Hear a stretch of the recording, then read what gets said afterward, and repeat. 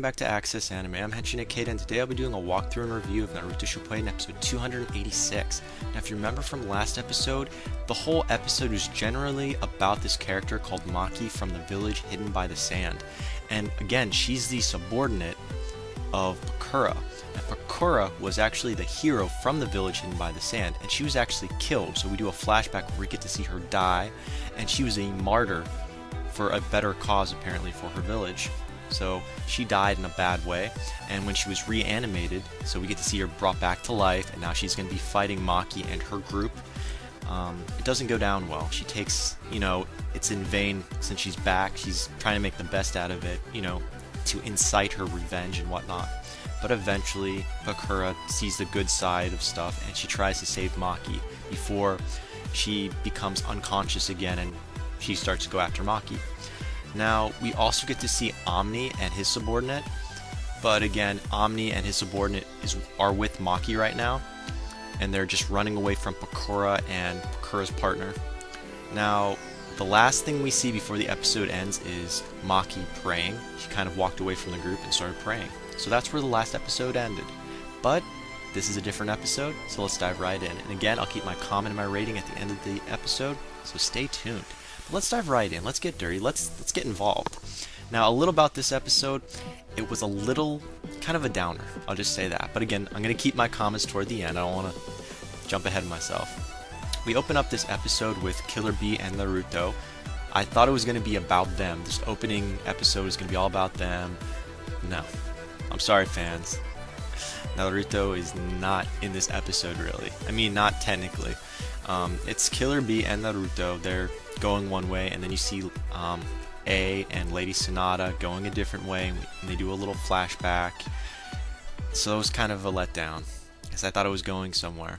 But that was the opening. Now let's push a little past this. We do a flashback. Now this episode was generally about Lady Sonata, just in general. That was about her. But again, the flashback starts with Lady Sonata and Izune, and they're walking into town. They're going to an inn. And you hear these guys are all brothers, I guess, of this inn. They call Lady Sonata the legendary sucker because she loses all her money like crazy. So I started laughing. I felt this funny just for a little bit.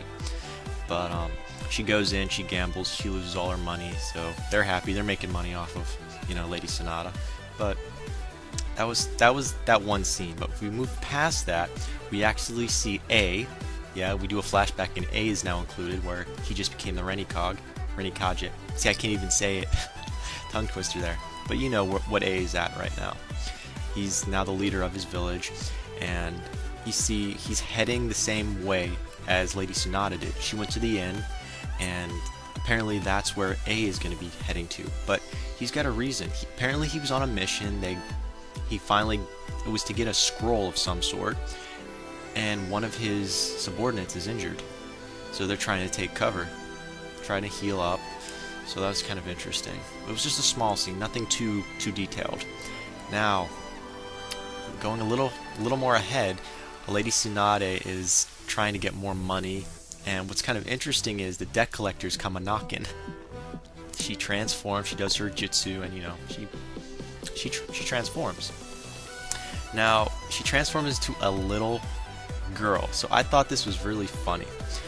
But just before we get to see her in this little girl's body, which was obvious because of what the little girl was wearing, because that's what Lady Tsunade always wears, we see these debit collectors, like I mentioned. They call themselves the Scary Vultures from the Land of Gold.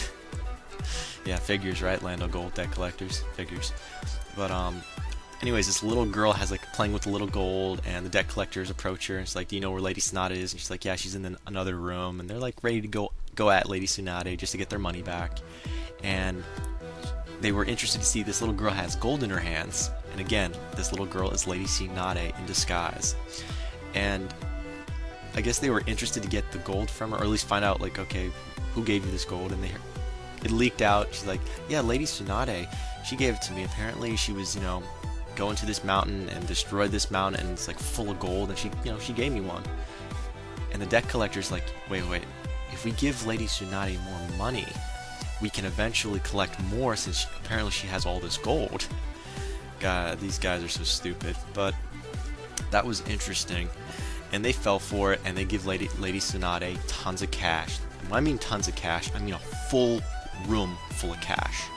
And then you see Lady Tsunade and Izune downstairs getting plastered with sake with the new money they've inherited.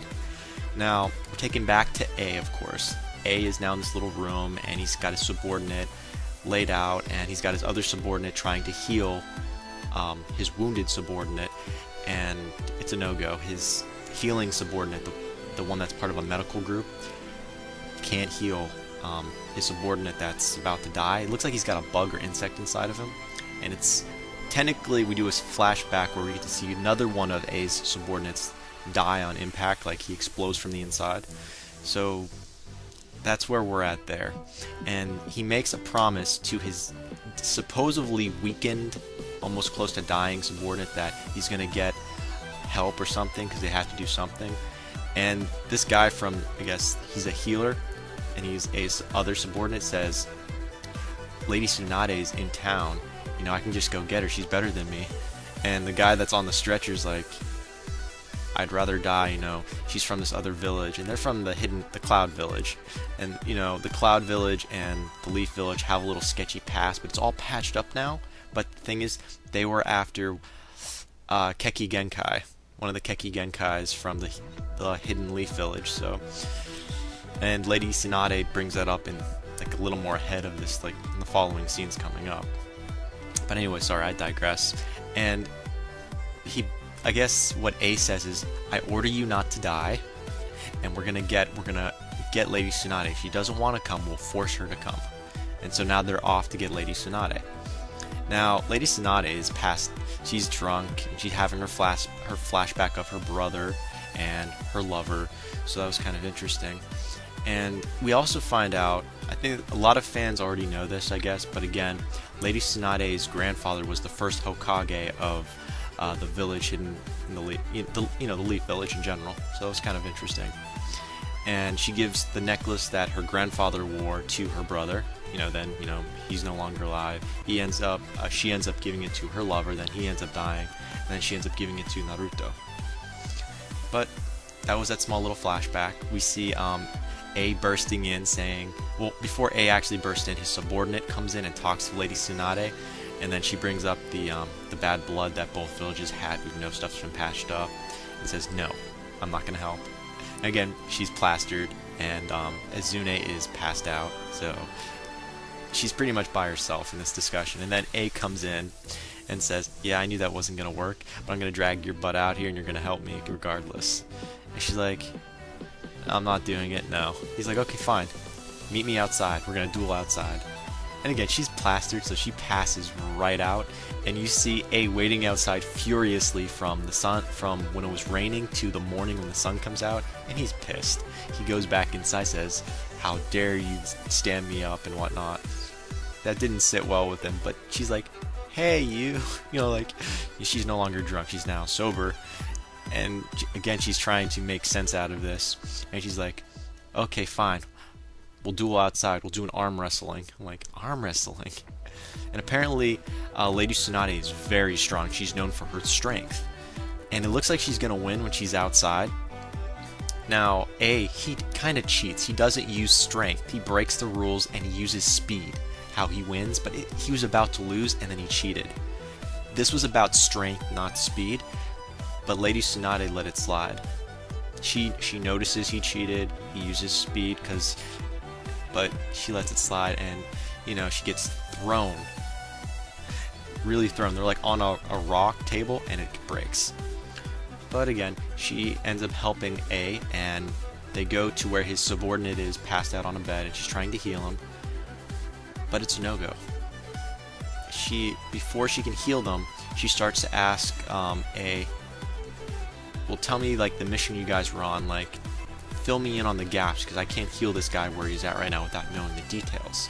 And then we get to understand more about A's mission and what he did with the scroll and this other shinobi guild or clan that's been... What they do is they kill other shinobis, and apparently the Cedar Village or whatever has been hired them on for protection of what or something like that, and they've got involved, and so now Lady Tsunade has to know more about what's happened because this is no ordinary injury. But that's where the episode left. That's where it ended. Now, final thoughts. Okay, first of all, I gotta understand what's so special about this scroll that A actually has now that's in his possession, and also what has infected his subordinates. That's kind of on the top of my mind. Also, a little more about Lady Tsunade's past would clarify the meaning of her lover.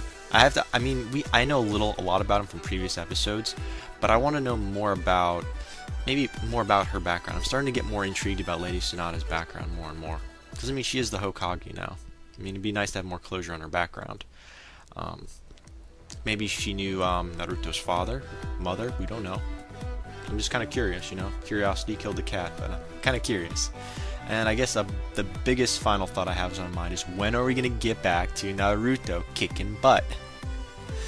But that was kind of my shortness on my final thoughts. I didn't have a lot of stuff out there because this was a filler episode. I'm being honest. This was a filler, a big time filler. So it was a big letdown. Just not huge, but, you know, a little letdown. Now, moving on to my rating. I want to give this a 4 out of 5. I really do. Trust me, I do. But I didn't get to see A versus Lady Tsunade. That didn't happen. There wasn't like a big fight. It was cheap. And although we got to get a little understanding of Lady Tsunade's background more, and I guess A's to a small extent, yeah, I wasn't feeling it. And there was comedy, there was humor in this episode, but not enough for me to give above, I'm going to say a 3.5 right now. So, my final rating for this episode was a 3.5 out of 5. So that was my final rating. But definitely comment down below. Thumbs up, thumbs down, subscribe above. And again, definitely comment down below. And check me out on Twitter, follow me if you want. But that ends it for my review and walkthrough of Naruto Shippuden episode 286. Now, I don't have any more walkthroughs or reviews today, but I do have some coming up tomorrow, probably. So definitely stay tuned. But that ends it again for today. I gotta say it. I always say it. Come on. I have to say it. I'll say it. You can't stop the access, but you can watch the feed. I'll see you later, guys.